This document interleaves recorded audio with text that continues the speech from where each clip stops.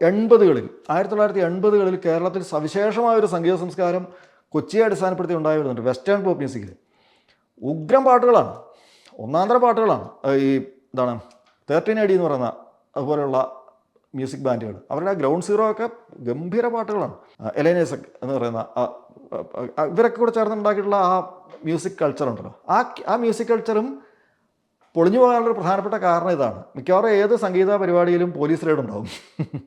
പോലീസിൻ്റെ റെയ്ഡ് ഉണ്ടാവും. പലപ്പോഴും ഇതിൽ പങ്കെടുക്കുന്ന ആളുകൾ ഈ ഡ്രഗ്സ് ഉപയോഗിച്ചുകൊണ്ടായിരിക്കും പലപ്പോഴും പങ്കെടുക്കുകയും ചെയ്യുന്നത്. ഞാൻ പറഞ്ഞതിൻ്റെ ഒരു കോംപ്ലിക്കേഷൻ അതാണ്. ഒരു സമയത്ത് സംഗീത ശൈലിയിൽ ഒരു വലിയ പരിണാമം അല്ലെങ്കിൽ ഒരു വലിയ ആവേശകരമായ ഒരു സംഗതി ഉണ്ടാകുന്നു, അതേ സമയത്ത് തന്നെ ഡ്രഗ്സ് പോലെയൊക്കെയുള്ള സംഗതികൾ ഇതിൻ്റെ ഭാഗമായിട്ട് മാറുകയും ചെയ്യുന്നു. ഇതാണ് ഈ പൊതുസമൂഹം ഇതിനോടൊരു ഒരു ഒരു എന്താ പറയണ്ടേ, ഒരു പുറംതിരിഞ്ഞിരിക്കാനുള്ളൊരു പ്രധാനപ്പെട്ട കാരണം. പക്ഷേ സംഗീതം എന്നുള്ള നിലയ്ക്ക് ഇത് മാത്രമായിട്ടൊരു സംഗീതം പറ്റുമോ എന്ന് ചോദിച്ചാൽ അത് അറിയില്ല.